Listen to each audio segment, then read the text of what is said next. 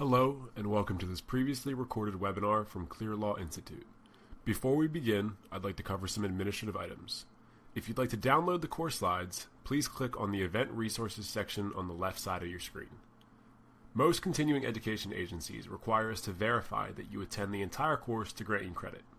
If you are seeking continuing education credit, please note that there will be 3 attendance checks that will randomly appear throughout the webinar. You must click on these attendance checks to receive credit. Once you complete this webinar, your certificate of attendance will be emailed to you within about 24 hours. In addition, it will be automatically uploaded to your Clear Law Institute account. If you have a question for the speaker, please type it into the Q&A box on the left side of your screen. The question will be emailed to the speaker and you will receive a response in the next few days. If you experience any technical difficulties during the webinar, please try using the refresh button on the left side of your screen. You can also check the Technical Support tab, which contains tips to solve most common problems. If the technical problems persist, please call us at 703-372-0550 or email us at support@clearlawinstitute.com and we will do our best to assist you. If you are using Internet Explorer and have any difficulty with the audio, switch your media player by clicking the diagonal arrows below the presenter's photo in the top left-hand corner of your screen.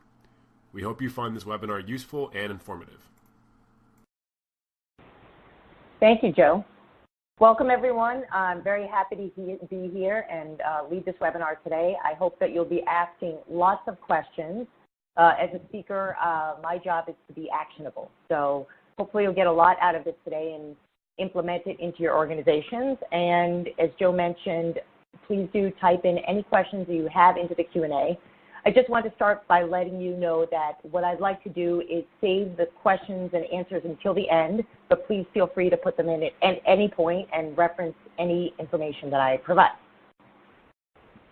So to get started, I just want to give you a little bit of my history and honestly why I'm here today.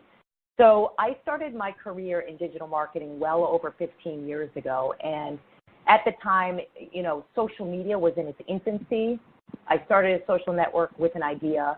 I came from IBM, very corporate background, took all my retirement savings and started a social network, ran it for a few years, and out of that situation, I learned a lot. Just to be direct and honest, I lost quite a bit of money, but earned so much knowledge that since then, I've deployed for thousands of clients worldwide. And so my learnings, I try to pass on every day, and social media has really grown up since then, since the early 2000s, and today its rampant use is seen everywhere. Today, I'm going to be focusing on how to use social media and mobile marketing as an integrated marketing platform, and I'm going to share with you social media and all the opportunities that it presents, as well as the potential pitfalls that I want you to avoid. So today, what I do, just quickly, is I lead a digital marketing agency with the mission of helping both personal brands as well as small and mid-sized companies use the web to drive brand awareness and thought leadership. I write quite a bit on the subjects I'm going to cover today. In fact, I'm giving away a couple of my books through the webinar. Specifically, I focus a lot in the area of LinkedIn because I tend to work with folks like you in the B2B arena. I've been involved with search marketing, social media, web design for many years, and again, I really do enjoy the training end of my work, and I'm happy to be here today. So get right into the education and what I'm going to cover today. Again, this is meant to be practical as an educational credit so that you can really implement what I provide today, and as well, I'm going to be providing additional resources beyond the webinar. So just so I can set the stage, some of the things I'm going to cover today is, first of all, who's the mobile buyer, right? Why does it matter? And how does that play a part in your organization? Whether you are an in-house counsel of an organization or maybe you represent a large law firm. How companies use mobile apps for customer retention. We all know today that people are distracted very easily. In fact, if you made it to the webinar today, I really applaud you because I know how many things are going on every moment, and it's hard to gain someone's attention. So I can imagine what it's like for you to be able to keep a customer involved during the buying process and even during the retention and use process of your services. So I'm going to talk about that today and how mobile apps can help you through the customer sales cycle. How to build your own powerful social brand for thought leadership. Critically important today in every industry, law, accounting, any type of professional services. It's just competitive. And so how do you stand out and deliver? Well, it's really about building a brand around your own strengths, around your authenticity, around your passion for your interest area or knowledge area, and I'm going to talk about that today.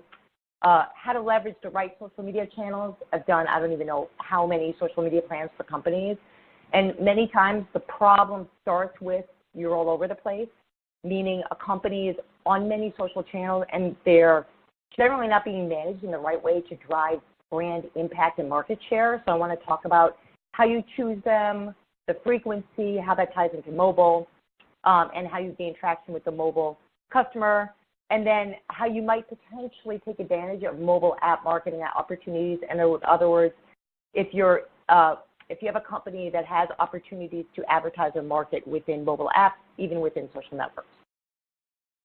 So let's get started. A little bit of background on where mobile is today and what we see, especially from the web design side and the web analytics side. So according to 2018 data, the global mobile population has amounted to 3.7 billion unique users.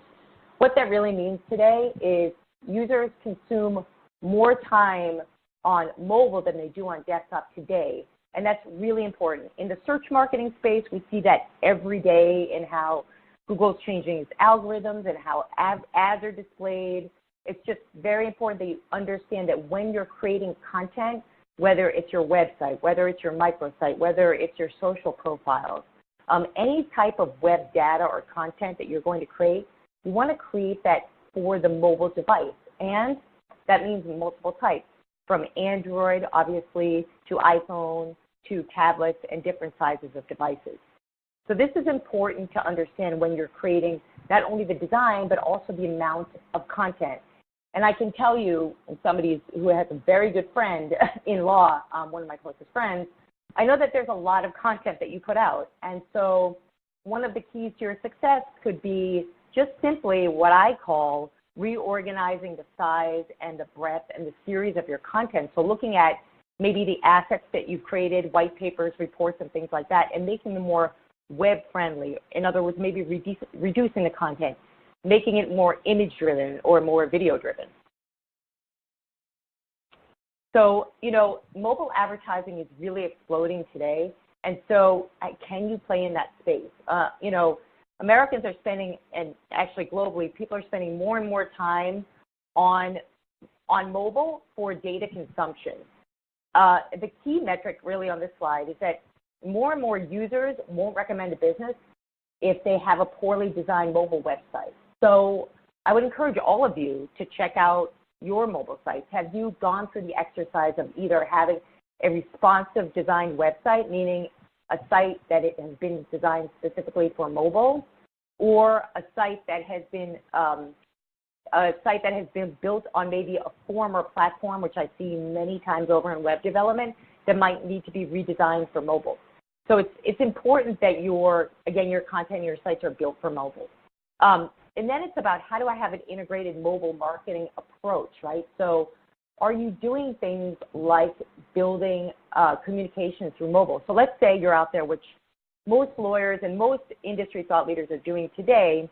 If you're out there speaking, you're out there involved with events, have you taken the time to have a place on mobile apps, right?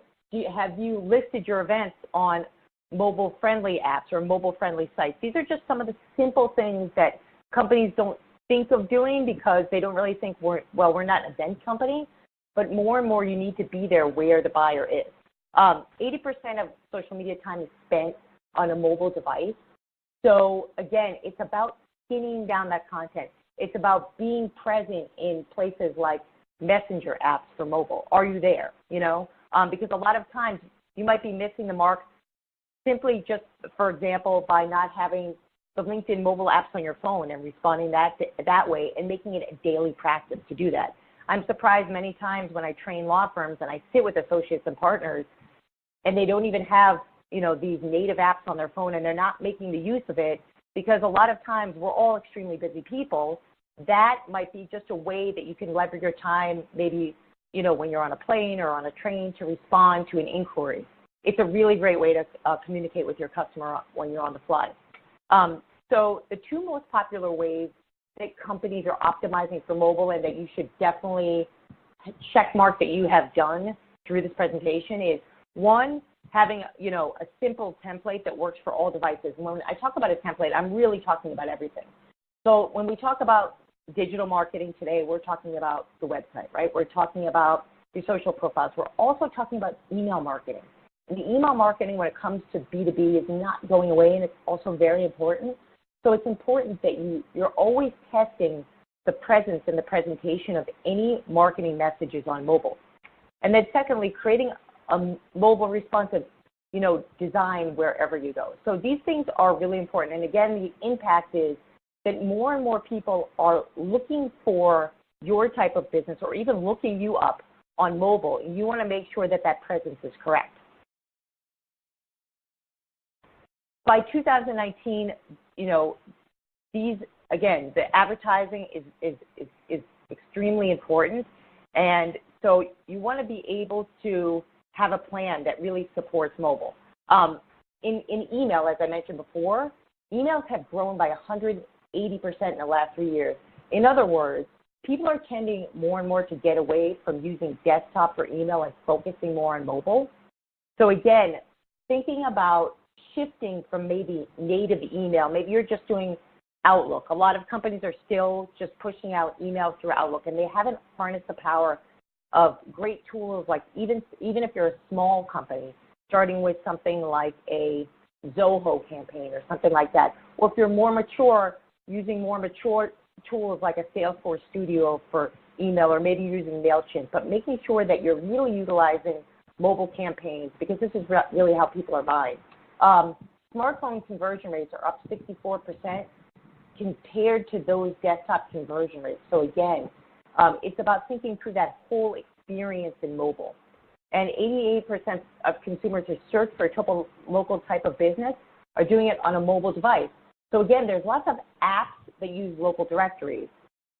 So when you're starting out and you're thinking about how can I be present on a local directory that has a mobile app, you want to start to take a look at those. Like Yelp would be a good example. Google My Business is excellent, very important example of a way that people are using mobile apps to find local directories. And consumers are deleting emails if they don't render well on that mobile device. So again, it's truly important. And also the other thing, although I'm not doing a search presentation today, how people come to your website, stay on your website, come back to your website, all of that impacts your search rank, and mobile has a direct impact on search rank. It's also an important thing to consider. I want to give you a quick example of a company, and then we talk about mobile apps that utilized created a mobile app to support customer retention and ongoing customer acquisition through the use of a smart mobile app. The company is Intercall. My agency worked with them to do their social media strategy, and basically what they were looking to do, you may have actually heard of them because they're a multi-billion-dollar company. They're very well known in the audio conferencing and video conferencing space, inherently serving only enterprise clients. A few years back, they wanted to break into this big market, right? What we're on today, like GoToWebcast, Citrix, JoinMe, all of these companies, WebEx, that, play to the smaller space for webcasts, webinars, audio conferencing. And so what they needed to do is they needed to have a scalable business model that supported small and mid-sized businesses.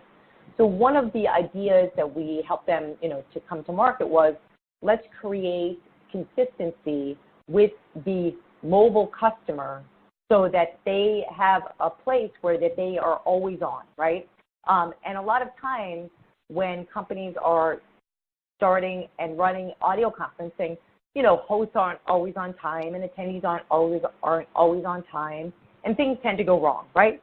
So this mobile app that they created kind of resolves those issues. And so what it does is it enables a very quick way for hosts to be able to log into an audio conference, let people know if they're running late, attendees to get recorded information, a way for attendees to get an immediate recording on an app, be able to, most importantly, do audio conferences when they're on the fly, when they are traveling. And so what this did is it enabled them to not only retain a new customer set, but also enabled a way to build customer loyalty. So over time, the stickiness of the app and the shareability app, which is actually the key, enabled Intercall to get a better brand position and brand awareness in the SMB market. So this is a good example because this is a company that's a very traditional company with a traditional product and service, and they're using mobile apps in a more innovative way to serve a new market. So I want to get into social selling now that I've given you a little bit of background on mobile, because in the world today in professional services, when we talk about social media, it's really about how you present yourself as a brand, as a social brand, and how your content is built to sell through the relationships that you develop, both on desktop as well as through mobile. So I want to jump into this right now. So the way that I kind of define this social media marketing, just to start out, is it's about the community development. In our old world, when I started in social media, we used to call it online community development, audience development. And today it's the same, but it's changed quite a bit because the number of channels that are popular today, there's over 300 popular major social media channels, influencer marketing, which definitely, plays a big role today, as well as the influx in search and social. So today it's really about how you as an individual brand, how you as a company influence the community to drive viral purchasing behavior. Because at the end of the day, as we all know in professional services, the best way to sell is not to sell, right? It's really to get others to refer business to you. So if you're doing social media correctly, if you've built a brand and you're present in mobile the right way, in other words, your brand looks really good and people can fall in love with it and they can really use it, you're going to be that go-to person or company for X, Y, and Z, whatever that market position is that you create in social. So what I want you to think about when you think about social selling, this is a little equation that I made up a while ago because I come from this IBM, direct selling, knocking on doors world to a completely different world where a lot of times the decisions are made, as we all know, without you ever even meeting someone. So that's very interesting. So it's really about how do you become what I call like the hub of this hub and spoke model, where you become this real resource for engaging and building relationships so that you kind of become this community leader inside of a social ecosystem. So that's how you need to think about social selling. And that's why today's presentation talks about both mobile as well as social, because the world is constantly moving and you need to be there with that same brand and that same message and that same value and the same set of resources everywhere you go to really build a community. So at the end of the day, individuals and customers and clients are thinking of you first. So today, the world of buying has really changed. As we all know, it's really flipped on its head, right? So it's not about, broadcast the way it used to be in advertising. It's not, about so much about direct marketing and direct messaging. And that's why I got in this business, running this agency 13 years ago, is because there's just a real opportunity for you to drive influence by instilling confidence in the buyer. So how do you do that? Well, social media can really help to do that over time as a branding tool. And the way that buyers buy today is they're looking to make their own decision. So they're looking to trust other people's plus ones, other people's likes, other people's comments, other people's perceptions of you, your brand, your organization, your law firm, the company that you represent. This is what they're looking for. So that's why it's important that you are there. Whether someone is talking about, hey, this local law firm did this in my local area, and they're looking you up maybe even on Yelp or Google My Business on their mobile phone, or they're going to LinkedIn and they're going to a discussion group about the legal, maybe they're in the Legal Marketing Association's LinkedIn group, and they're looking for resources and information, and they're looking for colleagues and collaboration, and you're there and you're involved with the discussion boards, you're sharing good, valuable content. You're also nurturing and supporting others, because at the end of the day, it takes that kind of activity in social media for buyers to not only trust you, but first of all, find you. And that's what develops this online brand trust and this word of mouth that's so critically important for people to buy today. Once you have a sense of that, it's about your social ecosystem. And your social ecosystem is really important. I do this 4-week LinkedIn training stuff, and one of the things that I do there with my attendees and my clients is we really strip down our LinkedIn networks to the naked point, where we are actually removing connections that really don't do anything for a social ecosystem. So since you're kind of brand new to my presentations, it's good for you to think about it in this way. Your social ecosystem is not who you were or who you are today, it's where you want to go. So you want to build a social network of people that can take you to meet the goals that you want for either your own individual practice or your organization. So what does that mean, right? So it's very easy for me to give you some examples on the professional services side in terms of looking for referral partners. So that could be anything from obviously an accountant, a banker, maybe it's a real estate developer. I've seen many, many times it could be another, lawyer that practices in another specific area that you're not, practicing in. So you're looking for referral partners. Referral partners is something that you should say, okay, I have my LinkedIn network, I have our company's LinkedIn company page, we have a Facebook page, we have a Facebook community for our employees, right? And what does it look like? I don't know. If this is something for you to do, this is an action item. I want you to take a look at who you have in your networks today. And, do you have referral partners? Do you have people in there that refer you business? Do you refer business to others? Are they the quality of person that can share with you qualified business in the profile of customer that you're looking for, the average customer that you serve, right? So that's critically important. To go back to my point of at the end of the day, when I talk about social selling, it's getting to the point where people are referring the right people to you. Then you want to constantly look for influencer relationships. Now, I can say with certainty that if you looked at, for example, your first network on LinkedIn, I would dare bet that a lot of the folks that are in there are people that you've known for a long time.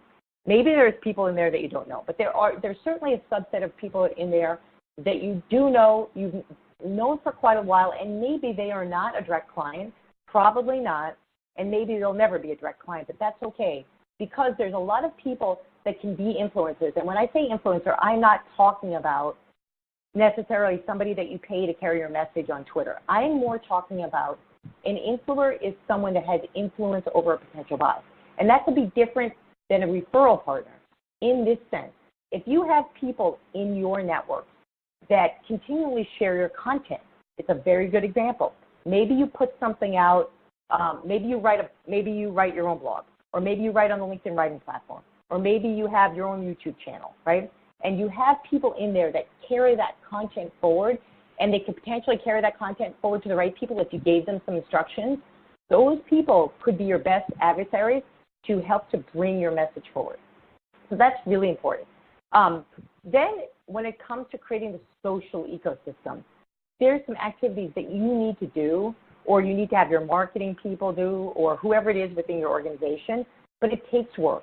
And so what this is about initiating community development engagement.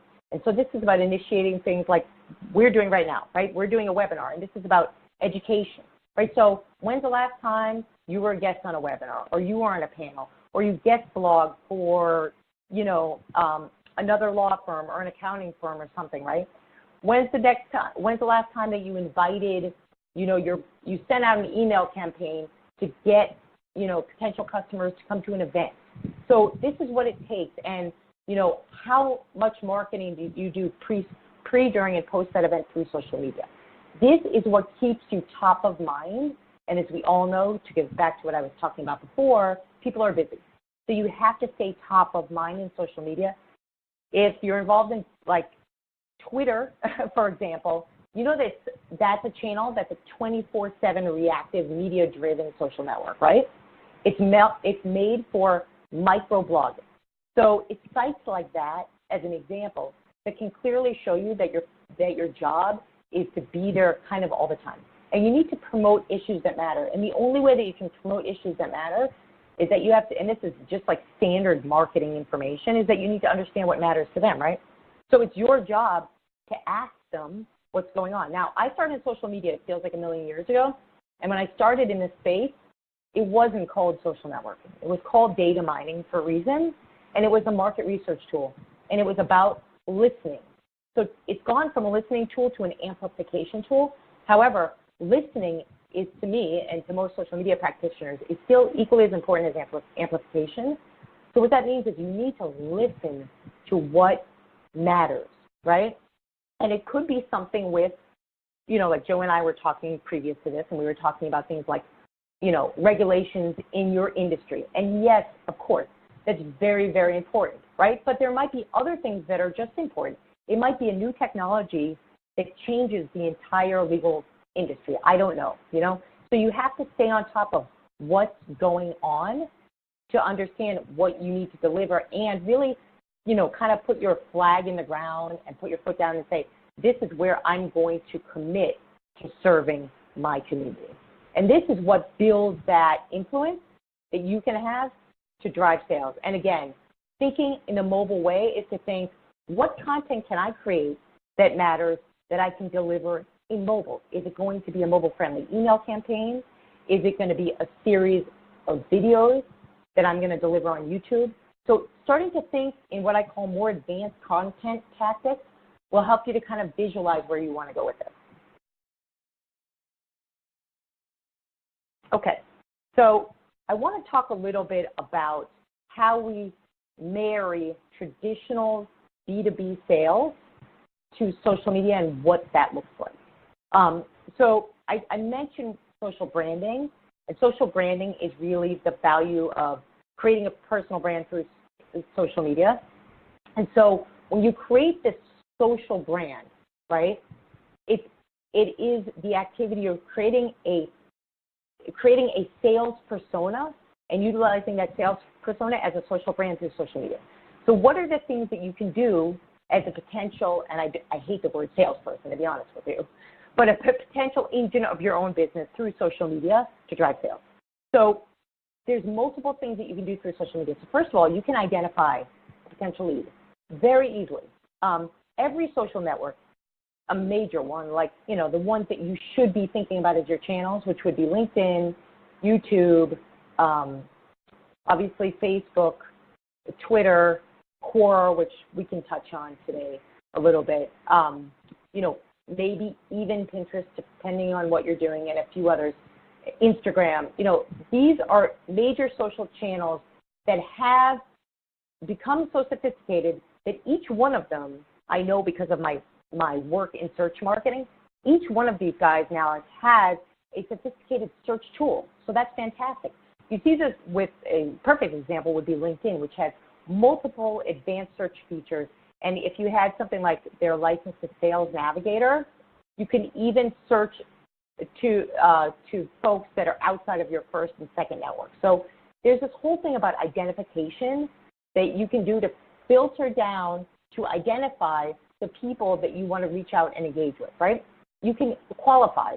Those are other filters that are involved, right? So you can qualify whether this is a local opportunity, a title, a company, so on and so forth. You can obviously use social media for lead generation. So this is really about, it can be done organically, or it can be done through sponsored or paid social media. Lead nurturing is the most important piece if you really are interested in utilizing social and mobile for social selling and developing a social brand. So this is about following up in the right way. So generally what I do in social media strategy is I say, okay, before we even get started with the social selling, why don't we write down on a piece of paper what our current sales cycle looks like, right? Because you will know how many months are you entertaining a client potential client before they become a client, okay? And what's that ideal client? And what does that look like? And what's the messaging, or if we were looking at, let's say, a website, what's the FAQ that needs to be answered before they become a client? And how do you weight or lead score that client, right? So all of that you can do with social media. That's the beauty of social media. It can be used as a follow-up tool. It can be used as a listening tool. It can be used as a tool where you're continually sharing content that's not salesy yet valuable, and it's providing a solution to questions that people may not even know they have. But when they're at that point where they want to buy, you are there with that solution. Relationship development. I touched on that in terms of the social ecosystem, and that is your job if you're interested in this. If your job is to continually create the right relationships and understand who it is you need to influence. And the key with the decision tree that differs now the way it did even a year ago is it continually gets bigger and bigger and bigger. Why? Because with social media, and I just had this happen to me like literally last week, I had an agency reach out to me because I support a lot of other agencies, and their intern, their new interns reached out to me and my assistant and was looking for information. And that organization had their intern vet potential trainers up to the point where they got to the marketing coordinator and then got up to the marketing director. So my point is the decision tree has actually gotten longer. So you need to know who you need to influence across the line. And you can see that in social media. The nice thing about social media is you can see their profile. You can understand, hey, where did this person go to school? What common connection do we have where I could get an introduction, right? So you've got to really think in advance. Education, your job as a thought leader, and especially if you're in professional services, again, is about education. It's about providing a solution. It's about understanding your competition so you know where you have the edge and what you can promote. And then it's about outreach and closing it. Anyways, the point of this slide is that social media provides a place where you can do all of this if you've built a successful social brand, both as an individual, if you were the spokesperson for the company or the person that's out there, and as well as your company social media presence. Okay, so now I want to kind of talk to you about how you, if you're interested, if you as an individual say, hey, you know what, Jasmine, yes, I am out there and I'm using mobile apps, I'm communicating with people, I have a LinkedIn profile, obviously I'm out there speaking as a lawyer or, a compliance officer, I'm involved with these events, and you know what, how do I take this to the next level? Well, this is about paying attention to a brand, and a brand kind of in a consistent right way. So a couple resources that I'm going to give away here to you guys so that you can get your feet wet is a couple years ago I wrote a book called How to Brand Yourself Online Like a CEO, and that book is available on Amazon. You can just look it up. It's very simple. I'll send out links as well, and it's available for free in the Kindle library. I write very manualistically. I'm very action-driven, so there's a lot in it. But anyway, it's really about how do you, first of all, what is a personal brand? And how do then you create this brand that you can utilize in social in such a way that's going to drive not only target attention, but as well as media attention, which is critically important when we talk about the activity of social branding, because most times when I'm working with clients or any personal brand that's out there that's winning, it's because they start to get presence in industry media, and it can be as small as an industry blog or maybe even a reporter for something that an analyst covers. So these things are truly, truly important when you're talking about the influence of the personal brand. So what are your keys to being a social selling brand? Well, when you think about creating the brand and creating something that people are going to come to as maybe even if it's a first, awareness of your organization, it's about creating a brand, whether it's you as an individual or as a company social brand that's around the company or the individual strengths, right? So what are your strengths or the strengths of your organization in terms of why do people buy from you? I mean, it's that simple. Like, what is it that they consistently come to you for, and what is it that you do or your company does better than your competitors? And how can you then take that, build content that's going to reside both on mobile and desktop that will enable you to grow in a market position? Because I mentioned a few times already, video is something to truly consider, because with video you can create a series and you can create an educational series. Another major opportunity are podcasts, especially as Joe and I were talking today about the time you spend in a car in traffic. You know, more and more business decision makers are listening to podcasts and getting influenced by podcasts. I myself host a podcast because I realize it's that important. But there are millions of podcasts where you don't need to necessarily host one. If you have a reason to and you have the time to do it, and you have a team to do it, yes, do it. But you have great opportunities if you have a ton of knowledge in your practice area to get out there and be a guest on podcasts. And this can give you some really good awareness to your audience, because, again, your job as a leader is to educate, right, and add value. You need to develop this ecosystem, which I talked about before, and always build proper relationships, whether it's at an event, whether it's online, whether it's through another connection, right? And then committing to an editorial calendar is the place where I think it's really important that in terms of an action item from today's webinar, that you really take this action item. Now, whether this means, hey, even just once a month, I don't know how consistent you are today, and I can't assume or guess, but even if it's once a month, you say, okay, you know what, I'm going to now choose just one thing to do. Maybe I'm going to start blogging. Maybe I'm going to write on the LinkedIn platform. Maybe I'm going to be a panel on something, and I'm going to have that covered, right? There needs to be some consistency. Maybe you just guest blog. Maybe if you have an agency that they reach out and get you some PR. But you need to do that because that's what it takes, again, to get that awareness. And then you need to protect your social brand assets, right? So every single thing that you do, and I definitely don't need to tell you guys this because of the industries that you're in, but even for myself, everything that I do is about protecting these assets, because everything that you build, whether it's a presentation like I'm giving today, or it's a blog, or it's a video, all of that becomes a value. When we talk about personal branding, it actually becomes a valuable asset that has a monetary value, right? So you want to protect those assets in such a way that they can drive value.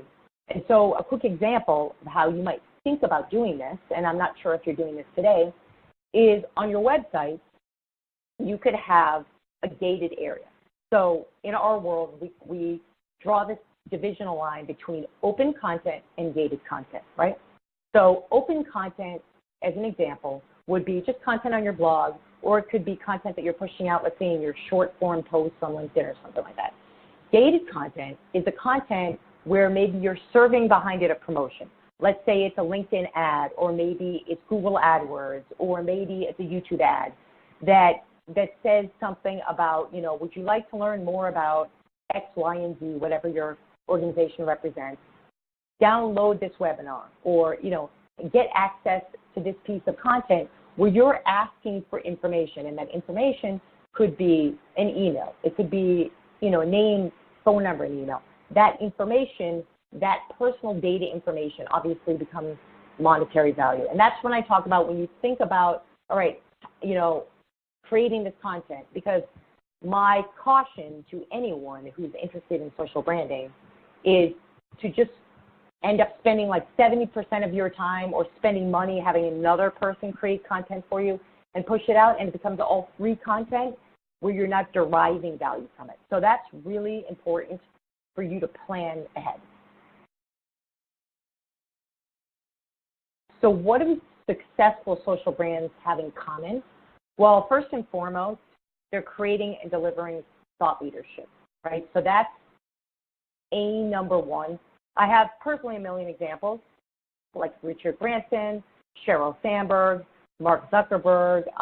If you look at, for example, the Pulse Network on LinkedIn, or the LinkedIn Reader platform, where there's over 500 LinkedIn influencers, any of those people that have been selected are really good examples of social brands that have done a good job of doing the A through Z that I've really been talking about, that in my book that you can grab for free, which is really about they've done a job of honing in on their market position, creating constant content, delivered it over time, built a community, and created a system of free and paid, quote-unquote, content where they're gaining some type of value. Remaining authentic, extremely, extremely important, right? So, I tend to be more conversational. If you read any of my work, I like to tell stories. I like to be conversational, less than just a very black and white factual person, right? But maybe that's who you are. Maybe you're more factual, black and white. Maybe you have the leniency to be humorous in your presentations. Maybe you don't, So, but the point is, you need to be introspective as a brand, your company as well. This also equates to a company. When you think about that website, right, and you think about the brand of your website and the brand of you, what is authentic and what resonates with your audience. So those things you really have to think about before you create a brand, whether it's on, again, on desktop or it's a mobile app. Does the brand resonate with the company, with you, and does it resonate with your audience? Equally as important. Delivering education and value, again, in professional services, it's a no-brainer. That's what we're here to do. Supporting your social networks. And I'm not talking about the networks. I'm talking about the people from the network. So what that means is nurturing. So as I talked about a couple of slides ago, social media, one of the key points of social media is a branding tool that, when done over time, drives sales, both through mobile and desktop, is this whole nurturing aspect, So it's about, I always say, it's about taking the people offline, right? It's about asking somebody out for a cup of coffee. It's about when you're traveling, looking at your networks and saying, hey, I'm going to be in the area. Can I set up some meetings? Maybe they have nothing to do with sales. It's just getting to know people. So it's about supporting their content. So it's about looking at the feed. Again, here's a perfect example of mobile, right? So how much time does it take for you actually to, and I don't want to say spend all your time on mobile because you won't get your work done, but how much time does it take for you to take a look at your LinkedIn app, your Facebook app, your Facebook, mobile messenger, your Instagram feed, and like and share content, right? So if you just did that once a day based on, again, I don't like to give specific prescriptions because everybody is different, but if you just take it once a day, maybe it's 10 minutes for you, maybe it's 5, maybe it's 15, really up to you. But taking the time to support the networks that matter is going to be the real difference between whether you are present when that person or company is ready to make the decision than when they're not. You need to align with your target communities. Successful social brands do this quite a bit, which means, again, it's about understanding your primary and secondary and tertiary target. So your primary target, obviously, are your main clients, right? The main ideal target profile that you've developed over time, through your perfection on your sales model, right? Your secondary clients could be based on vertical services that you provide or a subset. That's really for you to understand.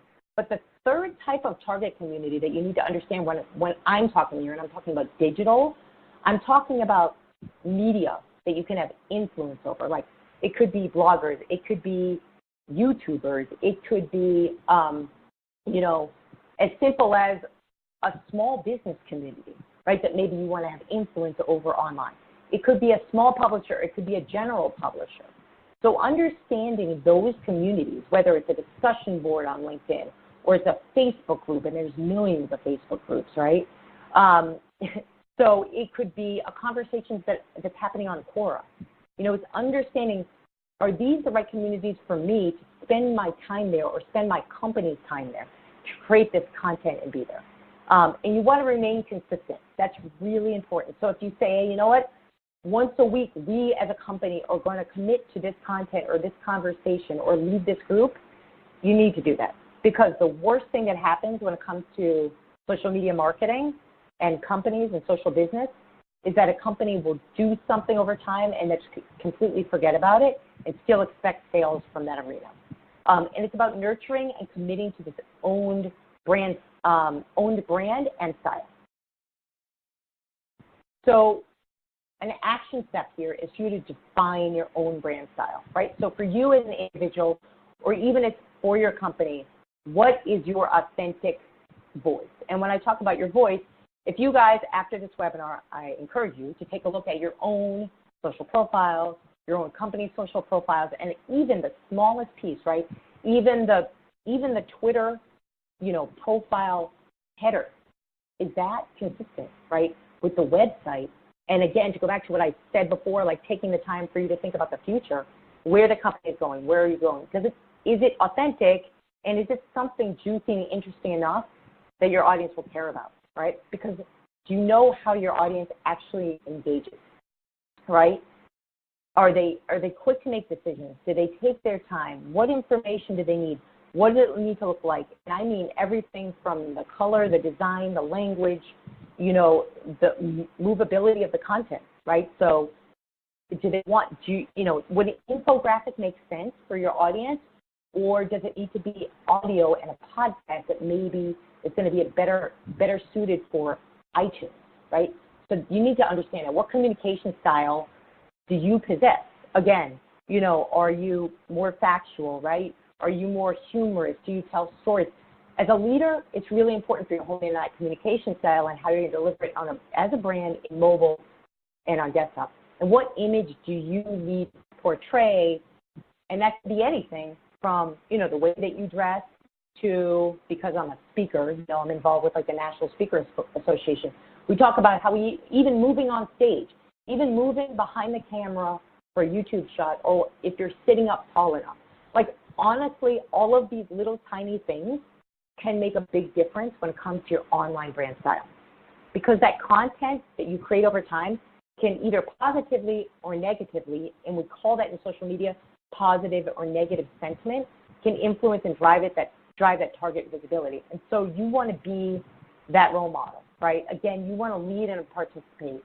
You want to utilize, any platform, whether it's a blog, your guest blogging, which could be really important for you guys, a LinkedIn discussion group, which is also something you should consider. But you want your voice to be heard in the right way to the right audience. So this is truly important as an action step when we talk about social media, the bare bones of it, and creating content and getting out there. And again, another action step here, and something that I usually think personally is like a baby step, is, okay, let's, as an exercise, like a week from now, I'd love to get an email from any of you with a link to a blog that you published. And you're going to tell me, hey, you know what, I put this out there and my audience loved it. I get this all the time, which this is what I enjoy. Like when people actually do things and I get to see the response. So do it. It's a simple thing to do for you to take some time, especially right now that it's the summer, and say, okay, I want to test this, Jasmine. I want to start to create a voice, or maybe I want to tweak the voice that's already out there, or maybe I want to have a better response rate, or maybe I want to create a series. Wherever you are in the sophistication of your social brand, you can always improve and always do better to get better engagement. I've seen it.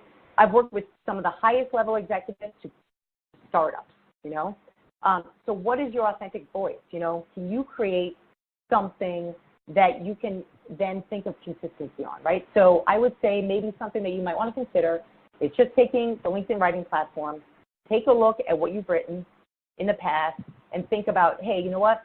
I'm looking at the impressions, I'm looking at the likes, I'm looking at the shares, I'm looking at the comments, and I want to do better. So what do I want to do now? I want to take a topic that I know, again, to what I was talking about before, to make this actionable, is important to my community. I want to take a topic that has everything to do with the future of the success of my company. And I want to write on this in a way that's what? Educational, not salesy, not promotional, right? Educational, that has some imagery involved in it. Maybe you do something like you create a short video and then you make a transcript and you write a blog post about it. That would be great, So creating that and putting that out there and see how that's different. So I would love to test you guys and give you this exercise to do, and hopefully you do. Okay, influencer marketing. So influencer marketing, most people who aren't involved with influencer marketing think that influencer marketing is just some YouTuber who has millions of subscribers, and many times it is, and is getting paid to promote some product, right? But influencer marketing is a growing trend in digital that we're involved with that is only gaining momentum, and it's not just B2C now, it's also B2B. So just to give you a quick example of a client I worked with a few years ago, just a good example of a way that they utilize. So there's two things that I want you to take away from this. One is how you might potentially, if you have the budget to do it, hire an influencer. And listen, there are macro influencers out there, of which the stories I'm going to tell in a minute, and there are micro influencers out there, right, that don't have huge followings, but they might have a real impact in a vertical segment that you want to have awareness in, right? So you can either utilize an influencer who is already out there, or you yourself can become an influencer, or somebody within your organization who is a subject matter expert can become an influencer to the industry. So I'll start with a quick story of a client I worked with a couple years ago. So I don't know if any of you know this company, but there's a traditional electronics retailer called Tiger Direct. They're based out of Miami, Florida, and they went bankrupt. It had nothing to do with me. Their B2C division went bankrupt, and so then they went all e-com, but they still had a very consistent B2B side to their business, which means that they had a B2B service for businesses that bought electronics from Tiger Direct. Anyway, so what they wanted to do is they wanted to revitalize and re-energize their B2B brand. So what they did is I worked with them to develop a very, very complex digital marketing strategy, and part of it involved they had the budget to hire a pretty well-known influencer. So they hired Kevin O'Leary from Shark Tank, and which was fun for me because I got to work through this exercise. And what they did is they said, hey, you know what? We know who our buyers are, right? We know that our buyers are IT decision makers, right? So they're going to be either IT managers or CIOs or maybe CTOs, right? And we know that those guys, they're primarily male, that they truly look up to someone like Kevin O'Leary. Why? If you know his story, because he has such a successful story in developing, technology companies, right? So they said, why don't we work with him? So what we did is we created a series of 70 videos, right? And we created a campaign called Ask Kevin. And it was run through social media and mobile. And this was about 3 to 4 years ago. Anyway, so what they did is they coupled these videos where Kevin recorded, and he did all Q&A, right? Anything an IT manager, CTO could potentially ask, about running a business. So it was 70 really, really good, professionally done videos and everything. And so what they did is then they ran a campaign. We ran it through YouTube. We ran it through Google Plus at the time. We coupled that through LinkedIn ads and everything. And what we did is the whole campaign was to get IT managers to get on camera themselves and ask a question to Kevin O'Leary, right? So again, this is all about what I was talking about before, which is like gated content, right? Because this is their exact buying audience. And what they're doing is using social media to get all of these guys, not just to send in their emails, that's nice, but to actually get them on film and have them do something. So we got them to ask questions and then put up their questions to a secure landing page through the Tiger Direct website. So we're harnessing all of these videos. We're getting all this great content, right? And we're getting like free FAQs from potential buyers. And then what we did is we would choose one IT manager or one video uploader, right, per month through the series of this campaign. And Kevin would actually answer the question live, right, in social media. So at the end of the day, what did they do? They worked with an influencer to completely grow their audience base and get into a new market and revitalize this brand. So that's just an example of a way that if you're going to pay an influencer, right, the key of the whole story is to think about, if I'm going to pay an influencer, who's the right influencer? I mean, many times I've told my clients, don't spend the money if it's too much for an influencer, right? Because you can imagine how much some of these people charge, hundreds of thousands of dollars. So many times you could go to micro-influencers and get a better deal, but you want to think about what it is you want to get out of it, right? So that's one way. The other way that you can get involved in the world of influencer marketing without doing all of this expenditure, maybe you don't have the marketing budget for that, is in my work, in the social branding, which I'm hoping that you guys start to DIY yourself, is I look for subject matter experts, right? And you yourself are probably a subject matter expert, or someone in your organization is.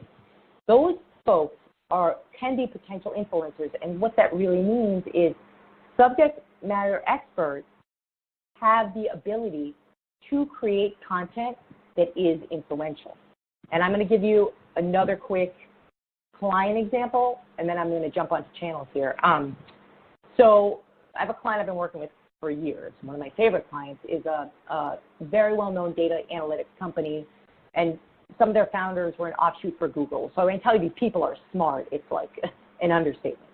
So I've been very lucky to work with them for a long time, and the company is called Acronym Media. And so their CTO is a very smart guy and hard to sit down for even a minute. But what I was able to do was I was able to do very short form interviews with him, to be able to pull information out of him, to create a series that supported a webinar and podcast series that they do called Live 65, because their office is on the 65th floor of the Empire State Building. So anyway, pretty cool stuff. And I was able to work with the CTO who already had all this knowledge, but the problem was that their team couldn't get him to sit down, they couldn't pull the content out because they're just such a busy company. But saying to him, hey, you know what, David, I want you to just give me 20 minutes, and I know what to do with you, to pick out those nuggets of information, again, in a strategic way, to pull out content that builds a story to support, and it's specifically the whole reason that we did this was to support customers that needed help with Adobe Analytics, which is, a product set, to enable them to see that this company, Acronym Media, has a managed services solution set for Adobe Analytics in terms of consultation. The only way to do that was to actually pull the information out of him to show potential customers all the different ways that they could use Adobe Analytics to improve their marketing and sales processes, right? And that's just a perfect example of just identifying someone with a goal in mind and pulling that information, and then creating content that can be used both in mobile and social.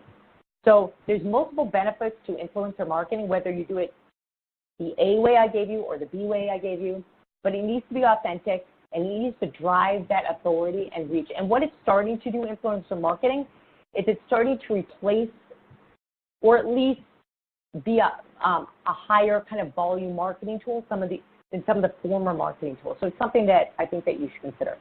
Okay, so creating the social brand channels, which is something that I mentioned is important for you to understand. It's just important for you to understand, I think, why you need to choose the right ones and where the content goes, as a basis. So social brand content, which I've talked about a lot. Why? Because I'm talking about social and mobile. And social and mobile content is really the king, whether it's organic content, which I've been primarily talking about, or paid content. So you want to start with your expertise. There's multiple types of content, as you can see here on the slide, you could potentially produce. The more dynamic, the better, meaning, if I were going to do a content plan for you, or if I could show you a content plan, client content plan, I would show you that, it's not always the same thing, right? You want to mix it up, images, webinars, videos, articles, keeping your audience on their toes, right? But you want to start with your expertise. And so if you don't already have content that you've created for 2018-19, you can assess what we call in our world evergreen content. It just potentially means that it has longevity, right? It has that kinetic power to keep going. So, I know in my world, I've been in social media since the beginning. So I can tell you, it's funny. I go back and look at something that I wrote in 2005 or something. And I say, you know what? I could just rewrite this. I could tweak it a little bit, and it still works today. It's crazy, but true. And so I bet that there's things that you put out, reports, or papers that you've submitted, a part of a conference, you could probably go back to and just revitalize it and use it, which is great, because it saves time. And so it's about creating that, it's about assessing that content and then digitizing it, having a plan, and as we all know in business, having goals against that plan, So if you do have a plan for social and content, you're investing in it, and whether that just means internal resources of skill, time, and money, you want to make sure that it's supporting some goals that you have behind it, whether they are what I call social media lightweight goals, which are like, the obvious ones, likes, shares, comments, or they're more about sales goals, which would be leads, scoring of leads, meetings, so on and so forth. You want to have goals that actually support the plan. So I want to give you, just a few channels. I'm not going to go through 300, but obviously the ones that I think that you really need to focus in on, at least from today's webinar, as the major networks, if you're in B2B professional services and law, that just makes complete sense. So number one for me, obviously, is LinkedIn. I say obviously because I'm a keynote on this. It's like something I've been very passionate about since 2004. Why? Because I'm a B2B person, and it's the number one B2B social network, and I think it will be for a while, even though people are always trying to beat it up. So it is the number one social branding tool for executives, and if you want to play in the space, there's some check marks that you just need to have done. You need to have an all-star profile. What that means is a profile is current.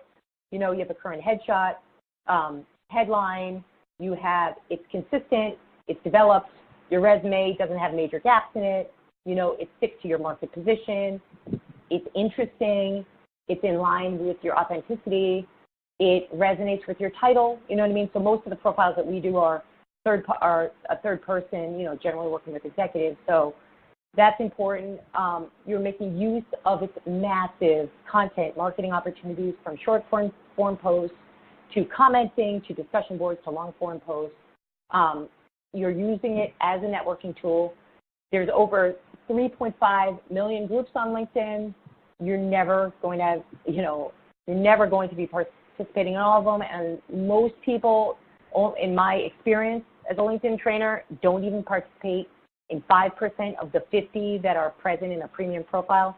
But the key is to understand your groups and to be in the ones that matter. And to go back to what I was talking about before, if you've done your homework and you are aligned with the right social ecosystem, you're going to select the right groups. Also, journalists have free access to LinkedIn's premium accounts. So they're not paying for their subscriptions, so they're there, and they're looking to find their next story. I, myself, have been lucky enough with zero PR agency helping me to get my own stories just from LinkedIn. So, I mean, if I can do it, honestly, anybody can do it. So, you want to be there. You want to be putting out good content and nurturing your network. Some sales tips for success. Another one of my books that you can just grab on the Kindle library for free is Branding and Sales the LinkedIn Way. This is version 1. Is to invest in a personal brand, whether you invest monetarily in it or you do it on your own, but designing around a strong position, creating compelling content, leading by education and support, what others are doing. Again, going back to however much time you having your own day to do that, that's really up to you. Building and nurturing your first network. That's why I said going all the way to bare boning it first. It's like stripping a car down to nothing and saying, okay, who do I want in my network? How can I segment these people? And who do I want to build relationships with?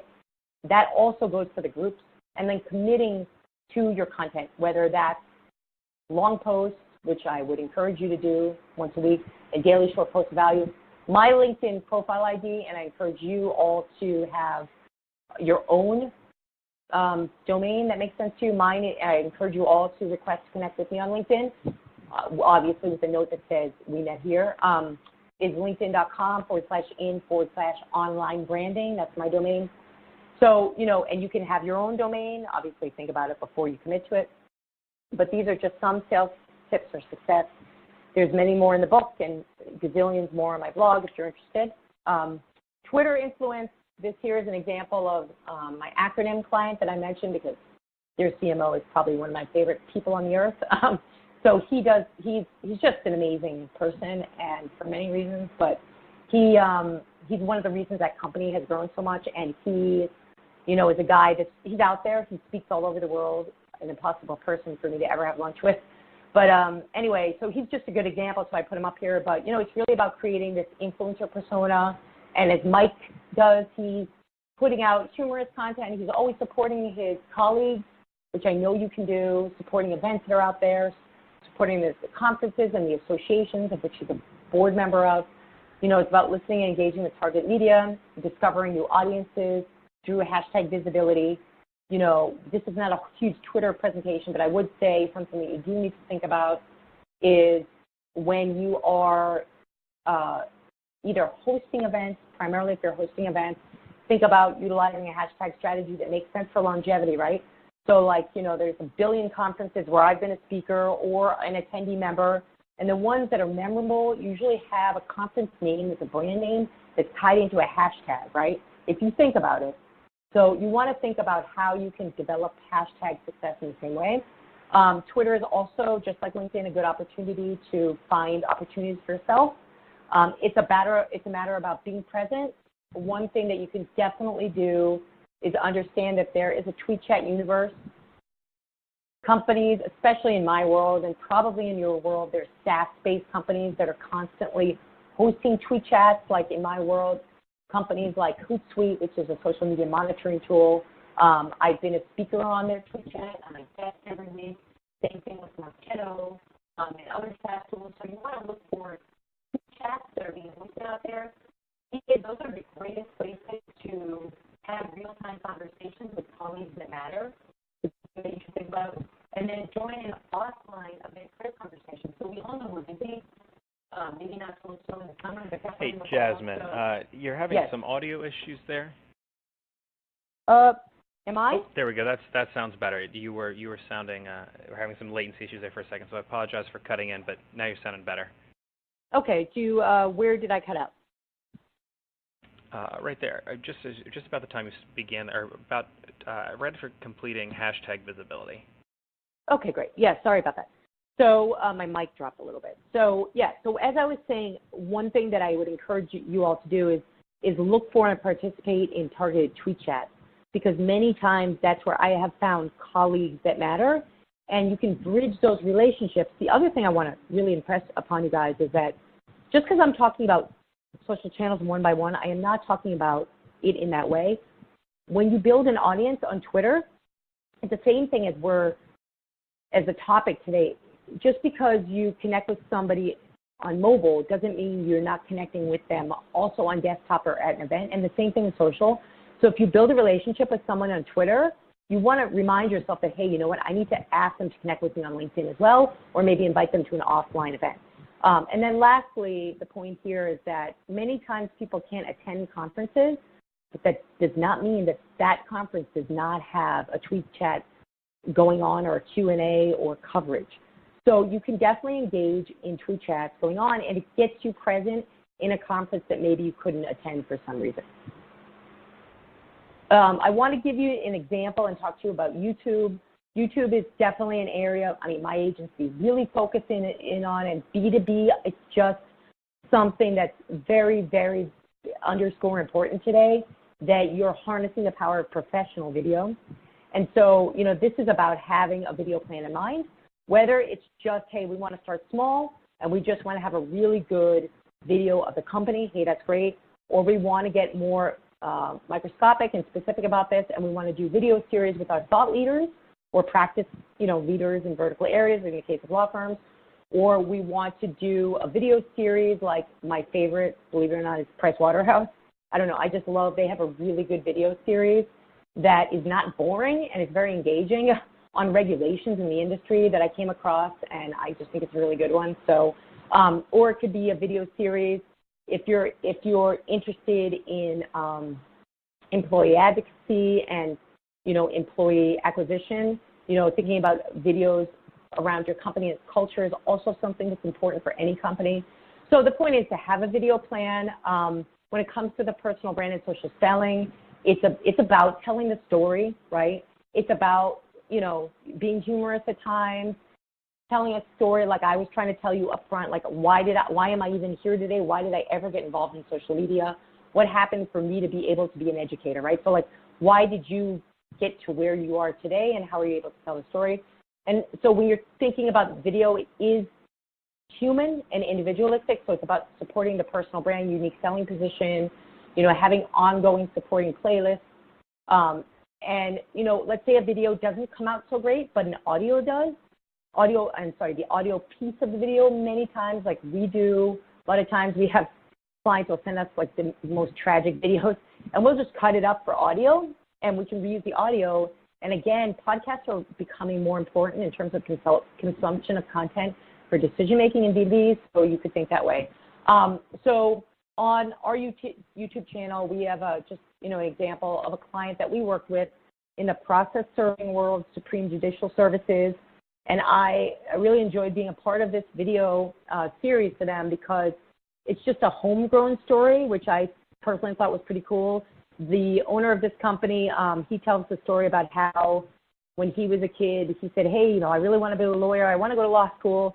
And he couldn't get in, and his mom said, you know what, maybe you should do something else. So he started canvassing law firms in his local area here in New York, and the next thing he knows, he's starting a process serving company, like with little business cards, and he's grown it into a regional business, and he's doing really well. So, it's his story, and it talks about his hard work, his ethics, his mission, his passion, and that generally many times doesn't come across in a standard blog post. So video is very important, and again, for mobile, it works so well for mobile that it's something that's content that can really support mobile consumption.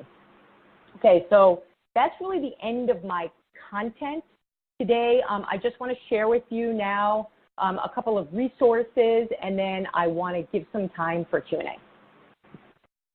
So as I mentioned before, I do a ton of LinkedIn sales and branding training and coaching. I do multiple levels of LinkedIn training, both live and online, everywhere really. Phone coaching, a lot of people just are stuck somewhere and they want some help. They're not sure, so, I do that. Profile writing, myself and my team, we do profile writing. I just wanted to share with you a testimonial I'm personally very proud of a law firm because they really have taken the education and done something with it. So obviously I'm in New York and this is a local client, Welby, Brady and Greenblatt. And anyway, so their construction law, again, to talk about what I was talking about before, which is thinking about other law firms that you could potentially work with. I did a 2-day training for them with their partners and their associates, and it was, for me, it was fun. And what lit their eyes up to me was a couple things that they've now taken action on, because this was last year.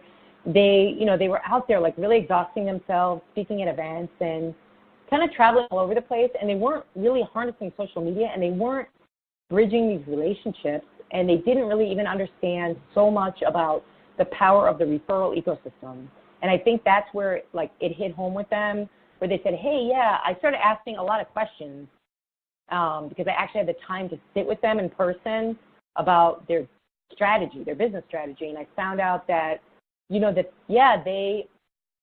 there were real estate development. I mean, New York is forget it, with real estate law firms, right? So that there were a lot of real estate law firms that I've done a lot of work with real estate companies that they really hadn't done anything with. They hadn't done anything tangible in terms of social media, co-marketing campaigns or events, or even reached out to them to have coffee or anything. And so they were planning a breakfast series, and I said, hey, Tom, why don't we reach out to these guys and let me give you some messaging to put out there. And so did some coaching, and so the next thing you know, they, instead of having an emptier room, they started to have a room filled with referral partners, and they started to grow their practice that way. So anyway, I'm just very proud of the fact that they did something and that it truly helped them. So that's an example. And then I do quite a bit of personal branding, consulting, and training services, both for individual executives, executive teams, and that work for me is also personally satisfying. I do that with executives in many different companies. This is an example of somebody in the female health space, who have helped, now we've helped to get her book out there. She speaks all over the country, kind of that thing. And then another one is another example. This is a young leader, very young leader, actually. He's in his 30s, and he was appointed the CEO of a Time Warner company, Colonel, which is an agency of Time Warner. So a very large position, and a younger guy, really smart guy. And so he had to be seen, as a credible person, although he's younger, working with older executives. And so, it's really with him is about having the right strategy to do that, to put himself out there as a leader in social media, and when he's ready now to be out there as a spokesperson. So, for example, I have at JS Media, we have a couple of websites. One is courses.jasminesandler.com, where we have, ongoing courses. They're constantly in development.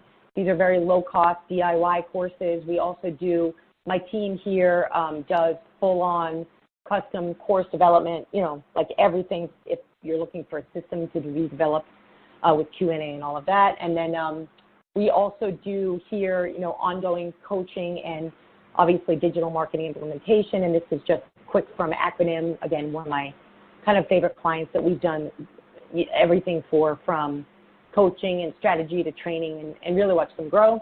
A quick kind of giveaway that really answers a lot of the questions from today is kind of recently I was asked to be a guest on a podcast called the Legal Marketing Podcast. I think he does a great job. And so here on this webinar, you can click and just listen to that whenever you want. And I give a lot more examples and tips there. And then this is just, obviously my contact information if you have questions. And now I'd love to answer any questions that you guys have about the slides I delivered today. Thank you for listening to this webinar. Please complete the course evaluation by clicking on the first link on the screen. Your continuing education credit will be emailed to you within 24 hours. You can also access your certificate in your account. As a reminder, if you have not indicated in your account what type of credit you will be seeking, please do so now. Because you purchased today's webinar, for the next 7 days, you can sign up for a yearly all-access membership for $599. All-access members can view an unlimited number of live and on-demand programs for 1 year. Register within the next 7 days using the promo code 7MEMBER to receive the $200 discount. If you have any questions, please contact us at info@clearlawinstitute.com or call us at 703-372-0550. Thank you.